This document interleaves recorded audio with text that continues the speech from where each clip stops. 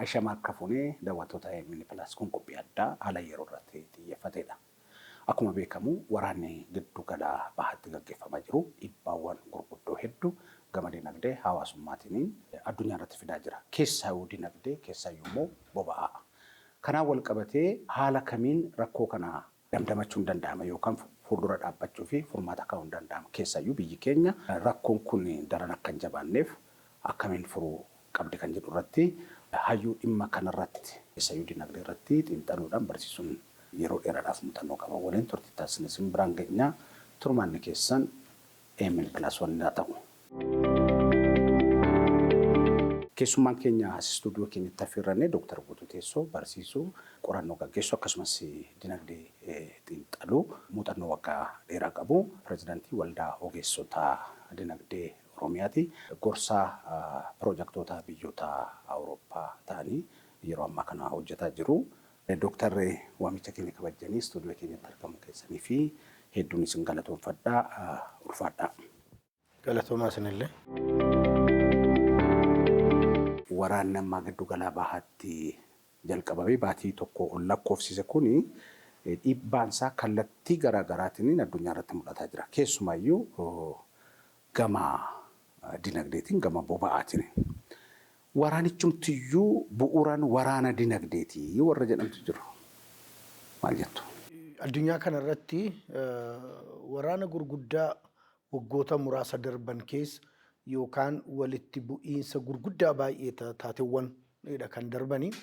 Taateewwan kun gaafa mul'atanii siyaasa ka dursu, amantii ka xiyyeeffatu yookaan immoo dhimma hawaasummaa garaagaraa yeroo itti fakkaatutu jira. Garuu bu'uuraan seenaa isaa yookaan walitti hidhiinsa dhufaatii isaa tokko tokkoon kan fuudhamee yoo ilaalamu irra jireessisaa kaayyoof xiyyeeffannoo inni guddaan dhimmi isaa dinagdeedha. Hundumti keenya hin yaadannaa waggaa tokkoof wayii ol kan lakkoofsise walitti bu'iinsi Yukireeniidhaaf Raashiyaa hundumti keenya hin yaadannaa.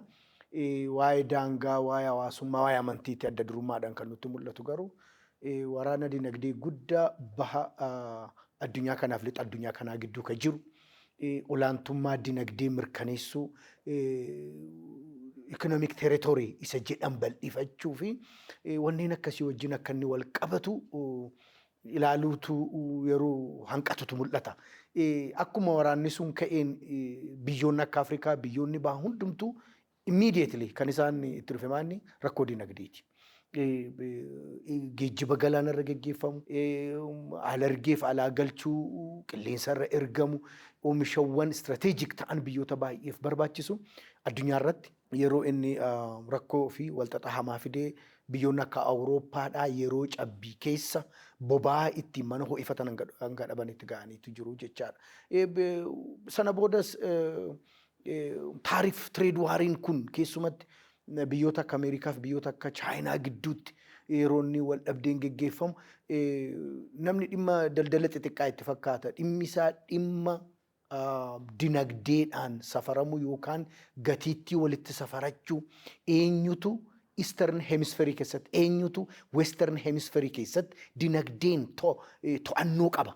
Olaantummaa qaba ka jedhu akka ta'e hubachuun baay'ee barbaachisaadha jedhee yaada. Waa'ee Venezuelaas hunda keenyatu beeka. Dhiyeenya kana wanta gajjallaa sanatti ta'e biyyoota Laatiin Ameerikaan ittiin jedhan kana biyyoota Kariibiyaan ittiin jedhan kana keessatti sochii dinagdee dorgommii jiru isa qolachuudhaaf jedhamee hanga pirezidantiin biyya sanaallee to'annoo biyya Ameerikaa jala oolu ga'ee jira jechaadha. Kanaaf dhimma waraana Iraanii fi biyya Israa'el Ameerikaan illee keessatti hirmaatte kana fudhannee gaafa laallu dhimmi dhimma niwukilaaraa nutti fakkaata, dhimmi dhimma amantii nutti fakkaata, dhimmi dhimma daangaa nutti fakkaata, dhimmi dhimmoota hawaasummaa fi maalummaa lammummaa nutti fakkaachuu danda'a. Irri jireessisaa fi dudduuba kanaa kan jiru dhimma dinagdeeti. Kanaaf kan ammoo akkamitti ilaalla jennee yoo fudhan dinagdeen baha addunyaa kanaa jiru dinagdee lixa addunyaa kanaa jiru gitu yeroo itti barbaadu dhufaati jira. Yeroo itti wal ijaarri jajjaboon dhalatanii hanga mallaqa mataa isaanii tolfatanii dinagdee biyya lixaa kana fuuldura dhaabbachuudhaaf deemaniiti kan inni mul'atu. Isa kana karaan ittiin itti seenanii qolachuu hin danda'aman waraana dinagdee yookaan dinagdeedhaan taarifaan qofa yoo ta'e dhiibbaan fidee dhufe argameeti jira saabatee fi bifa garagaraatti tolchanii akkaataa itti dadhabsiisuu wal dadhabsiisuun dinagdee yookaan qabeenya addunyaa kanarratti bu'uura jedhamanii yaadaman sana biyya ofiif gartuu ofiif to'atan gochuun akkaataa itti danda'amu irratti yeroo hojjetamu. Waraanuma ijaarrachuun mataa isaatiin dinagdee guddaa gaafata. Maallaqa guddaa baasa. Amma waraanuma amma gaggeeffamuun wantoonni ittiin wal waraanan kun maallaqa guddaa kan gaafatu. Maallaqa guddaa karaa waraanaatiin nyaatee akkasumas kan manca'aa jirus immoo dinagdeedhuma kan ugguramaa jirus dinagduma. Rakkoon loliisa kanarraa ka'ee dhufe yoo laalle political crisis, military crisis ol economic crisis jedha kan dhufe. Kanaaf rakkoo dinagdee amma Raashiyaan keessa jirtu, rakkoo dinagdee amma Chaayinaan keessa jirtu, rakkoo dinagdee amma Hindiin keessa jirtuu fi biyyoonni baha addunyaa kanaa ta'an keessa jiran yoo fudhanne ilaallanne kufaatii qisaasama dinagdee hamaa keessadha kan seenamaati jiru. Wan nama dhibu warri lixa addunyaa kanaa jiran garuu qisaasami dinagdee hamma kana ga'urra ga'aatiin jiru. Kanaaf dinagdee gaafa dorgommii dinagdee waraana dinagdeetti seentu taargeetii lama. Inni tokko olaantummaa yookaan caaltee guddachuu, caalaa walitti qabachuu, caalaa misoomtee gabbattee guddattee argamuudha inni tokko. Yoo inni ta'uu baate caalaa dadhabsiisuudha. Lamaanuu dorgommiidha. Caalaa dadhabsiisuudha. Eenyutu caalaa dadhabaa, eenyutu caalaa itti miidhame, eenyutu caalaa itti kasaare kan jedhu galmeessuudha. Kanaaf namni gaafa siin dorgomu yookaan dorgomtee injifachuudha yookaan immoo dadhabsiiftee kuffisuudha. Waraanni dinagdeedha kana. Kanaaf amma qisaasamaa yookaan baasii militariidhaaf ba'e diigamsa ta'e kana infrastructure irratti manneen irratti waa ta'e kana buufata iddoo garaa garaatti barbadaa'an kana fudhannee yoo ilaalle barbadaa'insa dinagdee guddaadha. Biyyoonni kana geggeessan inni nu itti kasaarre kun faayidaan nuti waggoota 20-50 keessatti olaantummaa dinagdee argachuuf jiru wajjin wal bira madaalaawii jedhaniit kan isaan ilaalan. Dorgomaa hamaa dhufee gabaa keenya cinquu danda'u dhabamsiisuu dandeenyeerraadha kan isaan ilaalan. Walxaxaa dinagdee ijaaramaan wal nutti deemaa jiru sana utuu isaan lafaa hin ka'in utuu wantichi ijaaramee hin guddatin qolachoo kan karaa tambisuu dandeenyeerraadha kan jedhudha. Kun akkaataa tokkodha. Inni lammaffaanu inni mataan isaa dinagdee. Amma biyya tokko keessatti akkam goota yeroo sochiin dinagdee dhabamu yeroo like consumption expenditure jenna baasiin transactioning gaafa dhabamu maal goota qabeenya jirtutu barbadeessita. Qabeenyicha deebiftee ijaaruun maal godha? Abbootii qabeenyaa fidaa, carraa hojii uumaa, dhangala'insa mallaqaa fidaa, sochii dinagdee fidaa jechaadha. Biyyoota akka Awurooppaa keessatti daandii haaraa diigamee deebi'ee ijaarama. Gamoodhumatti diigamee deebi'ee ijaarama. Biyya Ameerikaa keessattis biyyoota gurguddatan kana keessatti ijaarama kanaan dura ture diigda maaliif? Dinagdeetu stagneetii ta'a. Hin qabbanaa hin adooda saabateen. Kanaaf bu'uuraan garuu akka ilaalcha kiyyaatti loliisawwan dhiyeenya kanaa kaasanii geggeeffaman gaafan ilaalu inni dorgomaa hamaa dinagdeedhaan biyyoota lixa addunyaa jiran kana jala dhufuu warra barbaadan dhabamsiisuu, dadhabsiisuu fi warra resipiyantii kee galtee warra sii dhiyeessan, warra gabaasii ta'an, warra fayyadama dinagdee keetiif ta'an isaan gochuu irratti waan xiyyeeffatan natti fakkaata. Dhimmuun karaa wal qabatee amma kan addunyaan baay'ee itti dhiphatuu fi waraana kana keessatti iddoo guddaan itti kenname boba'aa karaa hulaa Hormuuziin darbu dhorgamuudha. Inni kun addunyaa hunda goolee. Addunyaan gara rakkoo hamaatti deemaa jirti kan jedhamuu fi qabatamaanis immoo biyyoonni garaa garaa rakkoo boba'aa wal qabateen tarkaanfii garaa garaa fudhataa jiru. Itoophiyaanis gama kanaan tarkaanfii fudhatamaa jira. Kanarratti maal jettu? Rakkoon boba'aa addunyaa raasaa jiru kun dhangala'insa dhiiga dinagdee addunyaatti sababa ta'ee fi biyyooti baay'een itti miidhamanii kasaaraa hamaaf qisaasama hamaa keessa galu jennee yaaduu dandeenya. Biyyoota gurguddatanii jiraniif biyyoota waraana kana geggeessanii jiraniif kun rakkoo miti. Akkamiin rakkoo miti? Rakkoo boba'aa kana torban tokkotti furuu ni danda'u biyyoonni kun. Rizarviin jiru ittiin fayyadamne takka. Boba'aa kana biyyoota rakkataniiru jedhamuuf furmaanni hin barbaadama. Utuu ta'ee itti ilaalameera ta'eeti biyyoota gurguddoo biyyoota dinagdee addunyaa kanaa qabanii jiranii fi rakkoo miti. Rakkoo boba'aa amma dhalate kanaan Ameerikaan hin miidhamne. Gatii idila addunyaatu xiqqoo ol ka'eef Ameerikaan biyya Ameerikaa keessatti akka rakkootti akka mallattoo rakkinaatti dhufe malee dhiheessiidhaan boba'aa argachuudhaan rakkoon tokko hin jiru kun tokko. Awurooppaa keessatti miidhaan nama ammaatti fidaa jiru baay'ee muraasa. Maaliif boba'aan irra jireessi biyya Awurooppaa kana dhaqu rizarvii ga'aa ol qabu takka lammata iyyuu maddi isaanii Raashiyaadhaaf biyyoota ujummoodhaanii biyya sanaaf dhiyeessaniidhaan dhiyaachaa jira. Kanaaf hangammaatti rakkoo boba'aa hagas mara hiika qabu guddaan biyya akka Awurooppaa keessa ga'atiin jiru jechuudha. Kan kanaan miidhamaa jiru eenyudha? Ardii lama. Tokko ardii Eeshiyaati, tokko immoo ardii Afrikaati. Biyyoonni akka waraanni kun ni fayyadama waraana dinagdee goona jedhameef tokko biyya akka Chaayinaatiif. Chaayinaan amma hudhaa boba'aa wajjin wal qabatee keessumatti iyyuu hulluuqa kanaa wajjin yookaan karaa harmuuz kana darbuudhaa wajjin sararaa daldalaatii wajjin wal qabatee qormaata hamaa keessa jirti. Raashiyaan daldala dinagdeetii wajjin wal qabatee oomishni isee biyyoota biraa ga'an rakkoo walxaxaa keessa jira. Biyyoonni akka Hindiidhaa rakkoo hamaa keessa jiru. Biyyoonni akka Jaappaan hudha hamaa keessa warra jiran keessaati biyyoota tokkodha. Warri biyyi kun warra maaliidha? Warran East Block jennee ilaalluudha. Kooriyaa itti dabaluu dandeenya, Kooriyaa Kaabas, Kooriyaa Kibbas itti dabaluu dandeenya. Warreen kun warreen dinagdeedhaan waggoota 40-50 darban biyyoota Awurooppaa fi Ameerikaan dorgomuudhaaf hirree isaanii jabeeffatanii saffisaan fiigaa jiranidha. Warra kanaadha amma saaxilamummaadha. Kan biraawo biyya akka Afrikaati. Afrikaan harka 90 boba'aan kan dhufu naannoo kanaa dhufa. Sulula kanarra ba'eeti kan hin dhufu, daandii kanarra ba'eeti kan dhufu jechaadha.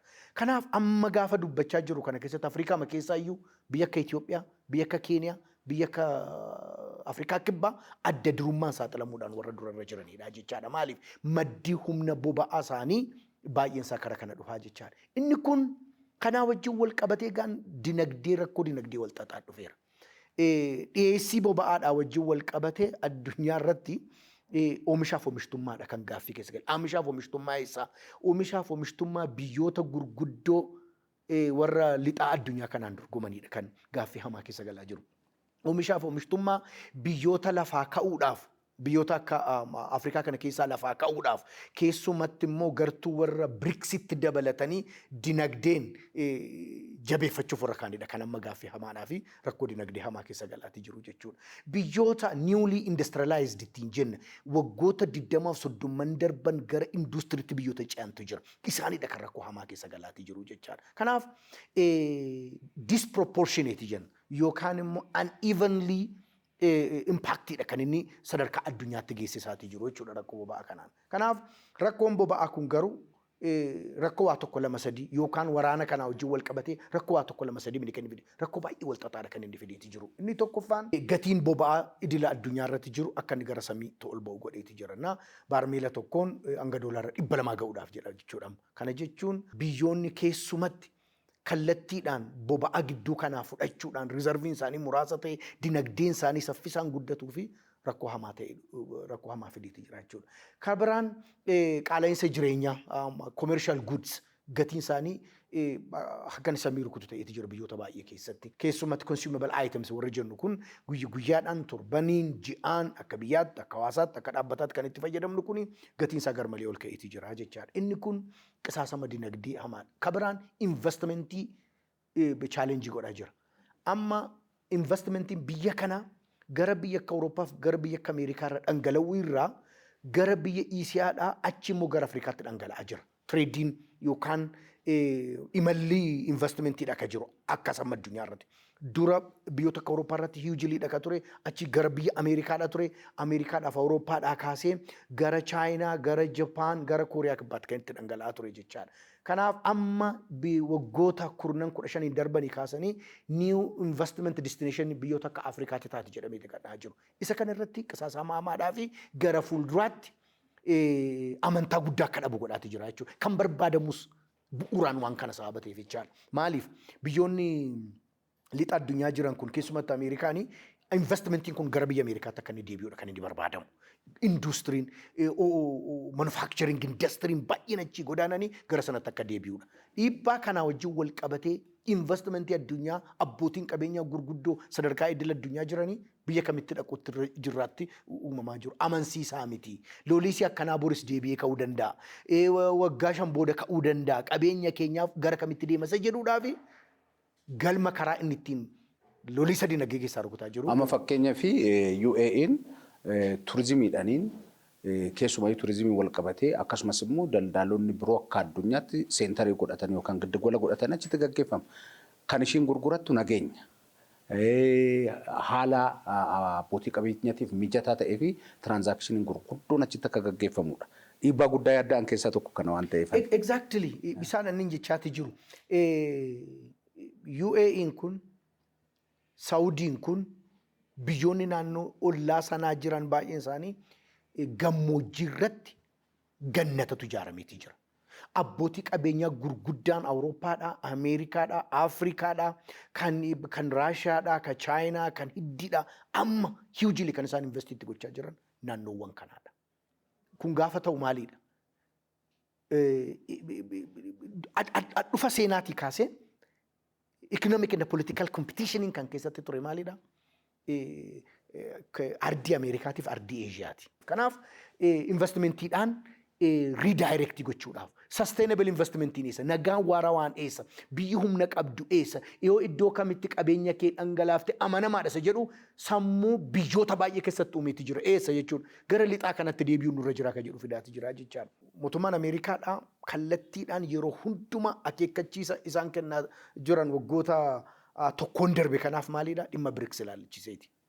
BRICS kun eenyudha miseensonni isaanii? Iraan, Raashiyaadha, Chaayinaadha, Itoophiyaadha, Afrikaa warra akkasii keessa jira. Kanaaf de-dollarization tarsiimuun jedhamee fudhatamaa itti deemaa ture. Ardiin biraa immoo BRICSiin jooyinii gochuuf ture eessa? South Ameerikaadha. Kanaaf maal gochuu turre jira jechaadha. Warri BRICS keessatti immoo jajjaboo ta'an iddoo isaan to'achaa jiran biyyoota kana keessatti. Kanaaf wanni kun gaafa ilaalamu bu'uuraanii lola dinagdee hunda galees kallattii hundaa akka ta'e beekuun baay'ee barbaachisaadha. Amma kana booda doolaariin gatiinsaa gadi bu'ee ture addunyaa irratti. Amma doolaariin ardii Eeshiyaa keessatti sharafni isaa garmalee ol ka'eera. Kan barbaadamu taargeetiin tokko kana ture jechaadha. Kun namni itti fayyadama doolaaraa hin isa taanaan jette Ameerikaan miidiyaadhaan gabbaatee kan isheen hangammaatti akeekkachiisaa jirtu jechuudha. Tarkaanfii hamaan fudhadhaadha. Tarkaanfii hamaan tokko isa kanaadha. Tole ulfaadha dooktarii mee gara biyya keenyatti deebine dhiibbaan kun Itoophiyaa irratti hammam dhiibbaa har'as ta'e borus fida keessumaa immoo tarkaanfiin fudhatamu biyyoonni kaanii wantoota hir'isuudha wantoota yeroof hin barbaachisne boba'aatti fayyadamanii wantoota baay'ee barbaachisoo ta'e oolchuu fi kanneen xiqqoo ishii barbaachisummaan isaanii hagas mara miti yookaan xiqqaadha jedhan hir'isaa deeman akkasitti ibsaa turan Itoophiyaan immoo qusannaadha. Kan jedhu ammaaf kan hordofaa jirtu akkamitti ilaala? Rakkoon waraana giddugala bahaa jiru kuni adda durummaadhaan biyyoota jalqabatti saaxilamanii dinagdee miidhaman keessa Itoophiyaan sarara isa jalqabaarra jirti. Maaliif? Daldalli keenya guddaan daandii xayyaara Itoophiyaa wal qabatee kan inni jiru Middle Eastidha. Guyyaatti biyya itti si'a 2 balali'amutu jira. Torban keessatti si'a 7 biyyatti balali'amutu jira jechuudha. Biyyoota giddugala jiran sana keessa airline destination Itoophiyaa kan hin taane hin jiru. Karaa aviation industryidha jalqaba irratti gabaa miidhamuudhaan Itoophiyaan sararaa jalqabarra jirti. Kana amananii fudhatanii furmaatatti barbaaduuf tolaa jechuudha. Kabiraan oomisha keenya irra jireessa biyyoota nu itti erginu daandii ammaa kanarraa fi kallattii kanarra kan erginu. Eessatti ergina? Saudiitti kan erginu, Turkitti kan erginu, Chaayinaatti kan erginu. Biyyoota giddugala bahaa jiran kanatti oomisha hedduu kan erginu. Maal kuduraaf mudura dabalatee, live animaalii dabalatee, buna dabalatee, midhaan dibataa kana dabalatee waa'ee hedduu kan inni erginu eessatti giddugala kanatti. Dinagdeedhaanii daldala keenya daldala ba'aaf galaa biyya keenya irratti hamaadhaadha. Kabiraanoo humna boba'aa dhabuudhaan rakkoo hamaadha kan inni nutti fidee dhufu. Inni jalqaba fidee dhufu fidaa jiru maa inni energy crisis kan inni fidee dhufaa jiru. Maaliif yoo jennu bu'uurri dinagdee keenya irri jireessi isaa kan inni itti hidhatee jiru maalitti boba'aatti hidhateeti kan inni jiru. Geejjibuudhaaf, oomishuudhaaf, qabbaneessuudhaaf, erguudhaaf waa hedduun kan inni itti humna anniisaatti hanga hidhatee jiru caalaa humna boba'aatti hidhatee jira. Energy crisis. Energy crisis kun immoo ittaanee maal fidaa? Upfront economic crisis kan inni fidu. Geejjibuun, imaluun, oomishuun, qabbaneessuun, sochoosuun completely hanga dadhabamutti geessa sababa ta'eef economic crisis kan inni fidee dhufaa jechuudha. Economic crisis inni fidu oomishuu fi tamsaasuu dadhabuu keenya duwwaa miti. Qaala'insa jireenyaa inni fidu almost hundi keenya seensi godhaa jira. Abbootii qabeenyaan daldaltoonni biyya kanaa baay'een carraa akkasii eegu warri keessumatti karaa qaxxaamuraa tujaaruudhaaf karaa qaxxaamuraa dinagdeen iddoo guddaa gahuuf kibba akkasiiti kan isaan eegan. Kanaaf oomisha irratti harki 50 dabalamee jira magaalaa keessa. 50% overnight jechaadha. Kanaaf qaala'insa fiduudhaan rakkoo biraan hojii dhabdummaatti geessa. Maaliif? Hojiin biyya kanaa baay'eensaa informal job jennaan harki 85 informal jobbiidha. Kun immoo maal irratti irratti waan boba'aan hojjetamu industirii boba'aadhaan constructionii geejjiba waa baay'ee boba'aatti hidhatutti hidhameeti kan inni jiru informal jobbii kan jennu kun. Kanaaf hojii dhabdummaa inni keessumatti namoota harka qalleeyyiif dinagdeedhaan gadaanaa jiru irratti fidu waa baay'eedha. Kanaaf economic crisis boodoo social crisis keessa muuxannoo biyya hedduuti kun. Amma gaafa haasa'aa jirru kana biyyan akka fakkeenyaatti sii fudhadhu tokko Cubaadha. Cubaan immediately energy crisis gaafa Venezuelaadhaa wajjin walitti bu'iinsa Ameerikaa wajjin dhalate. Energy crisis booda a complete economic crisis keessa jirti. Industiriin dhaabateera. Manneen barnootaa, buufanni fayyaa waa hedduun istaakii ta'etti jira. Sana booddee maaltu dhufe? Complete social crisis keessa jiru. Sana qolachuuf jecha Raashaan boba'aa doonii tokko ergiteefii jirti gidduu kana kan ga'e. Innuu torban 2-3 caalaaf kan hin fayyadne jechaadha. Biyyoonni garaagaraa haala qabatamaa isaanii ilaalaniiti yookaan hir'isuu wantoota hin barbaachisan jedhanii tartiibaan kaa'anii jiru. Amma mootummaan ibsa kenneeni nu kan hordofnu isuma nurka jiru kana qusachuudha. Kanaaf immoo hunduu ga'ee isaa bahuu qabaa kan jedhutu ka'e. Akkamitti ilaaltu kana? Isa nurka jiru qusachuun kondiishinii itti kennamu miti. Itoophiyaa duwwaa miti kan kana labse baay'ee wayii. Gaafa rakkoon waraanaa kun guyyaa 5 guute biyyoonni Eeshiyaa baay'een tarkaanfii isaan fudhatan humna boba'aa harka isaanii jiru ikonomikaalii itti fayyadamuudhaa fi waan anniseesarii ta'e anniseesariyyuu jechuu miti. Top priority isan taane akkaataatti gadi bu'uurratti tarkaanfii fudhatan. Hanga maaliitti ga'an? Mana hojjechuu. Hanga maaliitti ga'an? Sektoroota hin barbaachifne kana yeroodhaaf tursuu. Hanga maalitti ga'an boba'aa harka isaanii jiru kana raashinii gochuu. Raashin jechuun akkaataa barbaachisummaa isaatti raabsuu jechuudha. Amma sanatti ga'anii jechuudha. Kanaaf isa harka keenya jiru kana qisaasamarraa hambisanii hanna achi keessatti geggeeffamurraa qolatanii qusatanii itti fayyadamuun kallattii mootummaan kaa'e. Kanaaf mormuuni gowwummaadha yoo ta'e malee kun saayinsiidha baay'ee economic principleedha wanti kun. Ulfaadha dhiibbaan kun egaa gara biyya keenyatti dhufe yeroo rakkoon akkasii mudatu kun rakkoo jabduun mul'atu kun mootummaan wantoonni hordofuu qabu maali? Yoo mootummaan immoo tarsiimoo yeroo gabaabaa fi yeroo dheeraa baasu abbootiin qabeenyaa biyya keessa jiran keessumaayyuu boba'aa raabsan itti fayyadaman akkasumas uummanni bal'aan maal gochuu qaba? Akka mootummaatti akka biyyaatti akka sabaatti waan hubachuu qabnu nurra jira. Lolisa kana nature isaa hubachuu danda'uun walitti bu'iinsa akkasii deddeebi'ee dhufaa jira. Dabaree dhufeen immoo dhiibbaa dinagdee nurratti geessisaa jira sababa ta'eef nature isaa hubachuudha. Inni jalqabaa lolisa gartuu dinagdeedhaan wal waraanan gidduutti akka inni geggeeffamu hubachuun baay'ee barbaachisaadha. Isaan kun warra olaantummaa dinagdee mirkaneeffachuudhaaf durfamuu dura isa dhabamsiisanii dinagdee jabaa ijaaranii olaantummaa isaanii itti fufiinsaan qabaachuu barbaadanii gidduutti akka inni geggeeffamu beekuun baay'ee barbaachisaadha. Inni lammaffaan Ajandaan kun ajandaa keenya akka hin taane hubatanii sochii ofii geggeessuun baay'ee barbaachisaadha. Maaliif jennaan warra waraana kana geggeessan biyyoonni kun hundumtuu nu barbaachisu. Biyyoonni kun hundumtuu fira keenya. Biyyoota kan hundumaa wajjin hidhata dinagdee jajjabaadhaaf hidhata siyaasaa jajjabaa qabna. Yeroo kana keessatti dhaabbannaan keenya maal fakkaata inni jedhu nama dhuunfaarraa kaasee hanga mootummaa biyya hoogganuutti itti yaadamuun baay'ee barbaachisaadha kan jedhudha. Isa kana barlee akkaataa kamiin taphatama isa jedhutti ilaaluun baay'ee gargaara. Isa kana erga barree booda amma attamitti rakkoo akkasii fi rakkoon akkanaa yeroo dhufu keessa baana kan jedhu. Kanaaf inni jalqabaa akkuma salaqaame waan harka keenya irra jiru qusachuudha. Haa ta'utti qusannaadha. Inni jalqabaa qusadhaan hin jettu attamitti qusannaadha. Uummanni haala kana haasawaa jiru jechuudha. Gaafa hin qusanna jedhamu akka hanga nama dhuunfaatii kaasee dhaabbileedhaa kaasee hanga waajjiraalee mootummaatti unnecessary fuel consumption wantoota geggeessan kana downsize gochuu. Fakkeenya maal gochuu dandeenya? Magaalaa kana keessa ganama gaafa kaatu namni hundumtu konkolaataa fudhatee manaa yaa'a. Sochii kana gadi hir'isanii ittiin qusachuun danda'amu waa baay'eetu jira isa jedhu. Kan biraan pirojektoota gurguddootu jira. Pirojektoonni gurguddoon kun immoo boba'aa gurguddaatti fayyadamu. Fakkeenyaaf ridaandii karaa hojjetan maashinarii gurguddaan kan isaan sochoosan. Warshaalee garaagaraa warri sochoosan humna guddaadha kan isaan itti fayyadaman.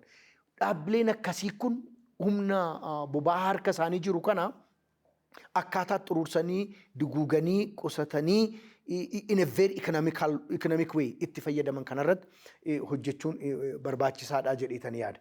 Kabiraan maddeen filatamoo kan biraatti fayyadamuudhaaf amma baay'ee manoota nama baay'ee keessatti kan itti midhaan bisheeffamu boba'aa wajjin kan wal qabatudha. Keessumatti hoteela gurguddaa keessatti humna anniisaatti kan isaan fayyadaman. Iddoo akkasii kana keessatti akkamittiin gara humna anniisaatti fayyadamu electric energy source itti fayyadamuun akkaataa danda'amu irratti yaaluun shaakaluu jalqabuun baay'ee barbaachisaadha. Kabiraan uummata kanaa wajjin ongoing discussion, ongoing communication kan jennudha. Quunnamtii maal jedhama communication jabaa ijaaruun. Inni kun maal godhaa? Uummanni akka inni borraaguu hin dadhabne isa godha. Bor maaltu ta'a isa jedhu akka inni yaaddoon hin ilaalledha. Bor yoo yaaddofte speculation keessa galta. Gatiin kana caalaa dabala jettee waan biraa keessa galta. Qisaasama dinagdee garaagaraa geggeessuudhaaf si geessa jechuudha. Kanaaf transparentiin hawaasaaf ragaan akka gaaddidduun ragaa dhoksu akka hin jiraannee fi waajjiraaleen mootummaa qaama dhimma isaa ilaallatan waan kanarratti hojjechuun barbaachisaadha. Akka biraan abbootii qabeenyaa ingeejii gochuun baay'ee barbaachisaadha. Abbootii qabeenyaa kun gaafa jennu warra kam? Warra buufata boba'aa qaban qofa miti, lafa boba'aa raabsan qofa miti. Warri geejjiban kun warri riteelii godhan kun maal jedhama qinxaaboodhaan gurguran kana hundumaa sadarkaa aanaatti, sadarkaa gandaatti hanga sadarkaa federaalaatti warra kanaan mari'achuudha. Rakkoo kana keessa kan jiru daldaltoota kana, abbootii qabeenyaa kana. Furmaata isaa kan beeku caalaa isaan. Jara kanaa wajjin mari'achuun, jara kanaa wajjin ragaa walii kennuun baay'ee barbaachisaadha. Dhumarratti wanti kaasuu barbaadu furmaata yeroo gabaabaa kana keessatti maalidha? Dhoksanii kuusuutu jira. Bor kana gatiinsaa kana caala jedhanii miliqsuutu jira. Kiiloomeetira 200 irratti gaafa mootummaan ergu konkolaataa muraasa caalaa fi hin kennan. Sana booda galgala achii ba'ee achuma cinuma sanatti gatii harka lamaan gurgurama. Magaalota baay'ee gaafa hojiidhaaf dhan buufata boba'aa keessa hin jiru cinuma isaatiitu gabaa seera alaatii bitannee konkolaataa naqanneeti gara Finfinneetti kan deebinu. Kun amaleeffatamee ittiin tujaaruun ittiin badhaadhuun amaleeffatamee jira. Biyya keessatti gabaa gurraachisa jedhan kanaan gurguruun hamaayyuu miti jechuu dandeessa. Fe'ameetu biyya ollaatti argama. Akka mootummaa dhumti gabaasetu jira. Boba'aan kun Jabuutiidhaa kaasee hanga Finfinnee ga'utti qishabaa afaan Amaaraan jedhan kan godhamu kun birrii biliyoonota hedduudha. Isa kanarratti tarkaanfiin fudhatamu hojiin harka wal qabatanii hojjetan qaama mootummaatii wajjin, qaama nageenya tiksuutii fi seera eegsisuutii wajjin, abbootii qabeenyaatii wajjin, hawaasaa wajjin waliidhiinsaan hojiin hojjetamu jabaatee ijaaramutu irra jira. Kabiraan teekinooloojiin kana to'atu itti dhufuutu irra jira. Amma biyyoota baay'ee keessattis ta'e biyya Itoophiyaa kana keessatti kan jalqabe maa inni fayyadama GPS'tii fi ERP kan jedhanidha. Konkolaataa kana lafa atitti motora dhaamsite, lafa atitti motora kaafte, daqiiqaa isaatii wajjin sitti lafa dhaabattee turte, yeroo meeshaan itti bantu, yeroo konkolaataa kana akka bantu kaameeraa sitti agarsiisutu jira. amma magaalaa kana keessa konkolaataan ammayyaa dhufan gaafa deemtu bitaan mirgaan fuula duraaf dudduubaanii konkolaataa deeman sitti agarsiisa. Isa kana sentiraal CCTV keetti hidhuu dandeessa. Kun egaan yeroo gabaabaa keessatti har'aaf boriif maal goona ka jennudha. Gara fuulduraatti akkaataa kanatti itti fufuu dandeenya.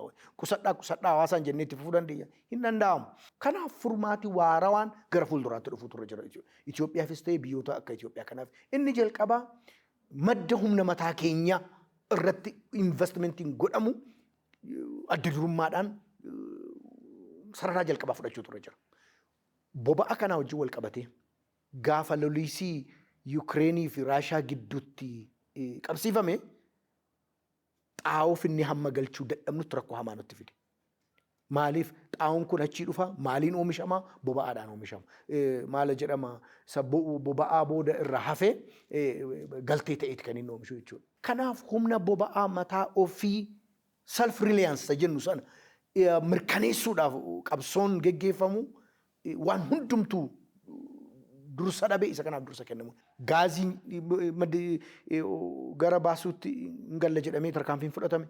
Isarra darbee gara boba'aa isa bu'uura haasofnu kana irratti jabeessuun Itoophiyaa keessa jira. Humna isaatu jira, poteenshaalii isaatu jira jedhameeti yaadama. Isarratti fuulleffachuun isa tokkoof isa duraati. Inni lammaffaan madda boba'aa filannoo lammaffaa sadaffaa irratti hojiin hojjetamu jabaatee itti fufuu danda'a jira. Hojiiwwan akkana sinsinni kan bara tokko kan ganna tokkoof yeroo tokko ta'uun irra hin jiru. Maaliif?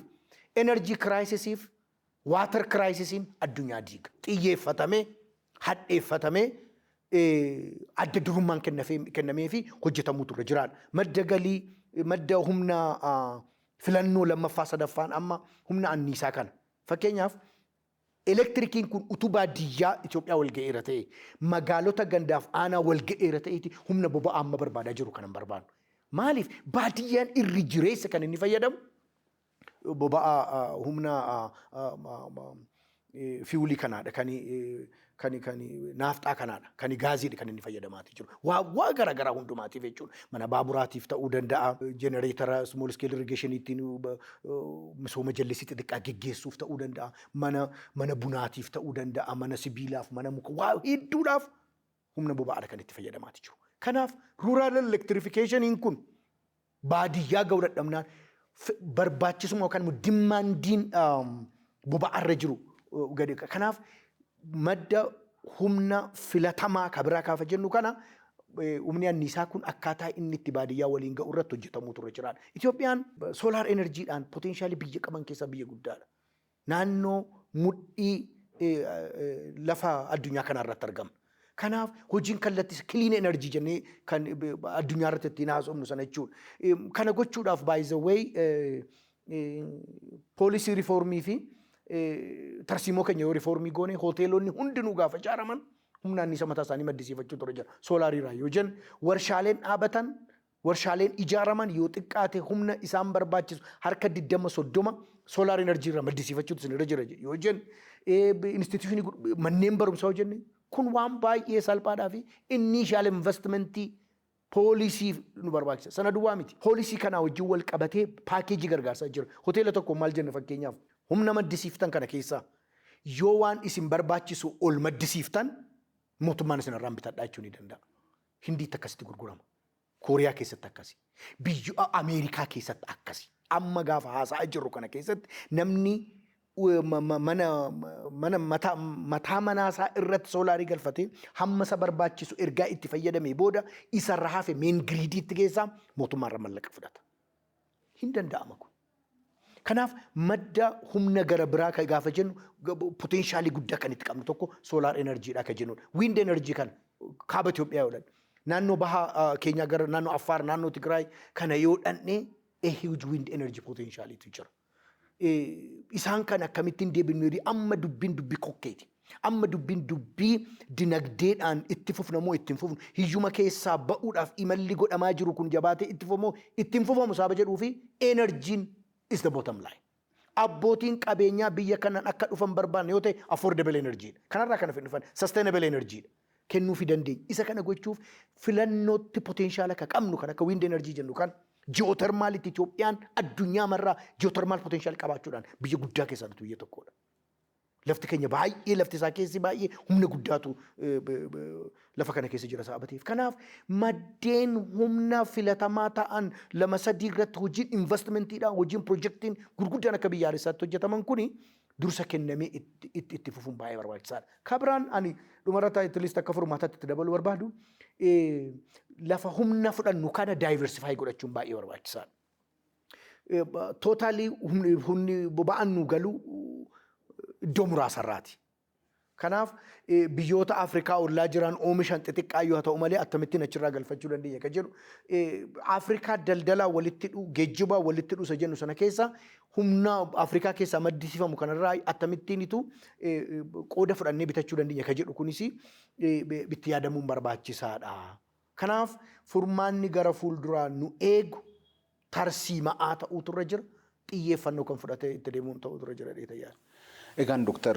Guutuu Teessoo hayyuu dinagdee turtii nu waliin taasiftanii fi maqaa daawwattoota keenyatiin irra deebi'anii sin galatoomfadhaa ulfaadhaa. Isinis carraan alattaniif guddaa galatooma. Egaan daawwattoota keenyaa qophiin irraaf qopheeffanne kanumaan xumurama waan nu waliin turtanii fi ulfaadhaa horaa bulaa deebanaa.